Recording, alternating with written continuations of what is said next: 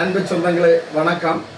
இன்றைய தினம் செய்தி என்னன்னு சொன்னால், கன்னியாகுமரி மாவட்டம், காஷ்மீர் டு கன்னியாகுமரி மாவட்டத்தை பொறுத்த மட்டும் நமக்கு இனி தேவை, முக்கிய தேவை சுற்றுலா ஸ்தலம்.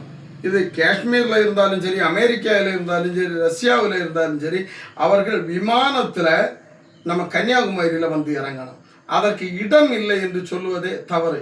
ஏன்னா இன்னைக்கு சட்டமன்ற உறுப்பினர்கள் எல்லா கட்சியிலும் தளவாய் சுந்தரம் அவர்கள் இருக்காங்க, திமுக ஆஸ்டின் அவர்கள் இருக்காங்க, காங்கிரஸ் கட்சியிலும் இருக்காங்க, கம்யூனிஸ்ட் கட்சியிலும் இருக்காங்க, மத்தியில் நரேந்திர மோடி இருந்து கொண்டிருக்காங்க, மாநிலத்தில் புதியவர் நல்ல மனிதர் விஜய் அவங்க இருந்து கொண்டிருக்காங்க. நமக்கு தேவை இன்னைக்கு கன்னியாகுமரி மாவட்டத்தில் விமான சேவை. எனவே இதுக்கு இடம் இல்லைன்னு நீங்கள் சொல்லாங்க. ஆனேடி எஸ்டேட்டில் இருக்குது, இந்து கல்லூரியில் இருக்குது, ஸ்காட் கிறிஸ்டின் கல்லூரியில் இருக்குது. இதையும் தாண்டி செண்பராமன் புதூரில் ரப்பர் இதுக்காக பூங்காவுக்காக திராவிட முன்னேற்ற கழகத்தினுடைய ஆட்சியில் மக்கள்கிட்ட விவசாயிகள்கிட்டலாம் நிலம் எடுத்து அப்படி வச்சுருக்காங்க. இப்போ தனி நபர்கள் வச்சிருப்பதாக ஒரு கேஸ் ஓடிட்டே இருக்குது. அதை அரசை எடுத்துக்கொள்ளலாம்.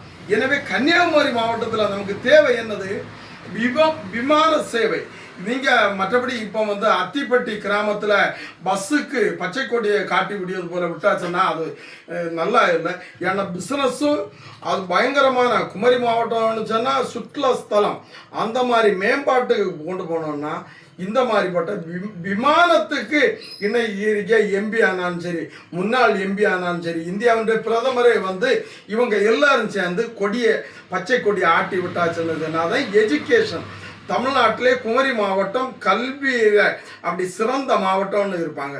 மற்றபடி என்னை பொறுத்த மட்டும் பஸ்ஸுக்கு நம்ம கொடியை ஆட்டி விட்டோமோ அது கொஞ்சம் சங்கடமாக இருக்குது. எனவே தான் இந்த வீடியோ இணை போடுறேன். தயவு செய்து அத்தனை பேரும் இது யாரையும் நம்ம விமர்சிக்கல. கட்டாயமாக கன்னியாகுமரி மாவட்டத்தில் விமானம் துவங்கி இருப்பதற்காக நீங்கள் எல்லாரும் நின்று பச்சை கொடி ஆட்டுங்க. நாங்கள் உங்களை ஒரு நல்ல சிறந்த மனிதர்களாக கருதுவோம். இதையும் தாண்டி அடுத்தபடியாக சொல்லி இந்த மலை தூற்றுதல்னு சொல்லி என்ன செய்யாங்கன்னா, சட்டமன்ற உறுப்பினர்களுக்கு விவசாயிகள் ஆர்வ கோளாறுல கொடையை பிடிக்காங்க. சட்டமன்ற உறுப்பினர்கள் யங் ஸ்டேஜில் தான் இருக்காங்க. அது ரொம்ப ஒரு பார்ட்டியாக இருந்தால் ஓடி போய் ஒரு 60 வயது ஆகியாச்சுன்னா கொடை பிடிச்சி கொடுக்கலாம். விவசாயிகள் ஆர்வ கோளாறுல கொடையை பிடிக்க வந்தாலும் தயவு செய்து ஏற்றுக்கொள்ளாங்க. உங்களை நெட்டிசன்களும் பயங்கரமானவங்க கேவலமாக பேசுவாங்க. என்னகிட்ட ரொம்ப பேர் அதை இது பண்ணாங்க. நான் பேசும்போது புரியும் யாரு இந்த மாதிரி கொடையை பிடிச்சிட்டு இருந்தது. அது மாதிரி சானல் கரையிலெல்லாம் காமராஜர் ஐயா உருவாக்கி தந்த பட்டணங்காரில் எல்லாம் ஒரு திட்டமிடுதல், அதில் காங்கிரீட் தளம் அமைச்சு கடலுக்கு தண்ணி போகாமல் எங்கெங்கே நிறுத்தணும். இந்த தண்ணி கடலுக்கே போகுது. எவ்வளவோ குமரி மாவட்டத்தில் இருக்கக்கூடிய தண்ணி அவ்வளவு கடலுக்கு போகுது. எங்கெங்கே செருப்பனை, பேச்சுப்பாறைக்கு மேலே எங்கெல்லாமோ செருப்பனைகள் கட்டலாம், கடலுக்கு தண்ணியை விடாங்க.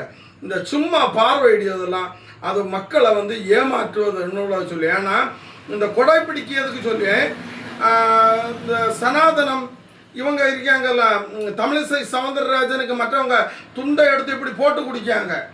அதே மாதிரி தான் திமுகவினுடைய ராஜா எம்பி ராஜாவுக்கு காலில் தொட்டு தொழியாங்க. இவங்க விமர்சிக்கவனுவான், மற்றவங்களை விமர்சிக்கவங்க.